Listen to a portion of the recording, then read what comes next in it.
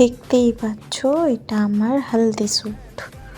আর আমরা বিয়ের আগেই হলদি শ্যুট করে রেখেছিলাম। আর বিয়ের দিন তো দুজন একসাথে থাকা যাবে না, ও থাকবে ওর বাড়ি আর আমাদের বাড়ি থেকে ওদের বাড়ি মিনিমাম 16-17 কিলোমিটার দূরে। তো তার জন্য আমাদের সেই দিন আসা পসিবল নয় বা একসাথে থাকা পসিবল নয়, তার জন্য আমরা আগে থেকে শ্যুট করে রেখেছিলাম।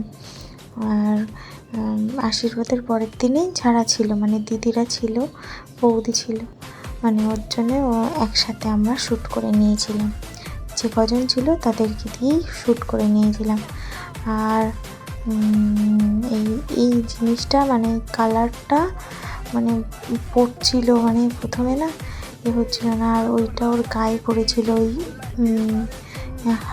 পাঞ্জাবিটা পুরো নষ্ট হয়ে গিয়েছিল ওখানটায় কালারটা পরে। আর তারপরে আমরা তো ওটা বন্ধ করে দিয়েছিলাম। আর হলদি শ্যুটের এই শ্যুট নিচ্ছে, মানে এটা রিয়েল হলুদ ছিল না, এটা ফেস প্যাক ছিল।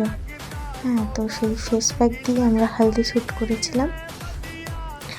তার জন্য আমাদের অতটা অসুবিধা হয়নি। আর মানে বিয়ের আগেই যে গায়ে হলুদ হয়ে গিয়েছে সেটা কোনো ব্যাপার নয়, এটা আমরা জাস্ট একটা শ্যুট করেছিলাম।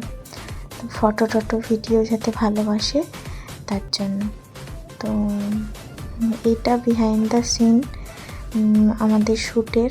তো আমরা বিশাল মজা করে শ্যুটটা করেছি, গান নাচ ছেড়ে সব শ্যুট করেছি, নাচা গানা।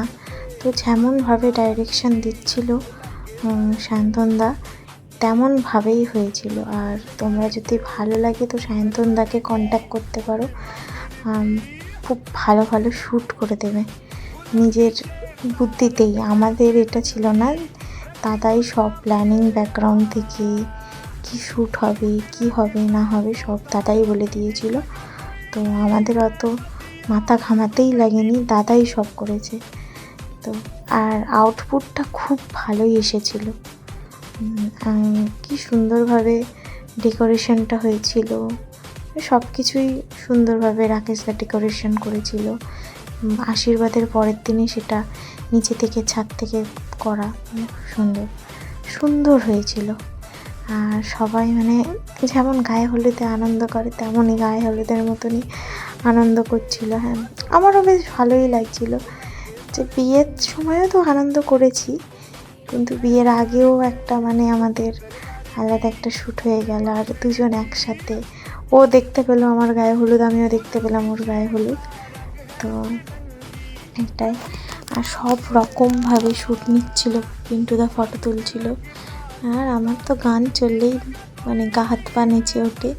তো আমি সেই নাচা শুরু করছি ফটো তুলতে যে কখন ফটো তোলাটা শেষ হবে আমি একটু ডান্স করবো। তো এই যে সোনার মা ডান্স করছে, তারপর সবাই মিলে একটু মানে ডান্স করলাম। কিন্তু দিদিরা তো করে না, দিদিরাও ডান্স করেছিল। আর কি সুন্দর ফুলের পাপড়িগুলো দিচ্ছিল, মনে হচ্ছে দিয়েই যাক। আমি তো আবার ঘুরিয়ে রাখছিলাম, মানে আমাদের অনেকটাই ফুল আনা হয়েছিল মানে জুয়েলারির জন্য আর এর জন্য।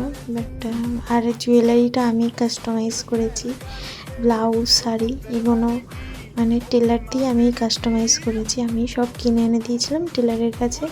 তো উনি যেমন বলেছি তেমন শাড়িটাই করে দিয়েছিল, মানে সব কিছুই একটা পারফেক্ট হয়েছিল। তারপর জিজু একটু মজা করছিল ওখানে, তারপর আমি ডান্স করা শুরু করলাম। আমার ডান্স চালু হলে তো আর শেষ হবে না। এটা আমার জিজু, আর এই যে পিন্টুদা কষ্ট হয়ে গিয়েছে, জল খাচ্ছে, আর সৌভিকই ভিডিও করছে।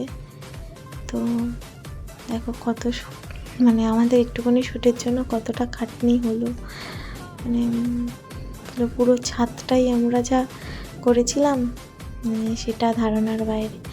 তারপরে এই যে ফুল ছোড়া, মানে এখানে যেরকম আমরা করি তেমনই করেছি, মানে একটুখানি ফুল ছুটতে বলেছে, আমরা দেখো না নিজেদের মতো মজা করে নিয়েছি।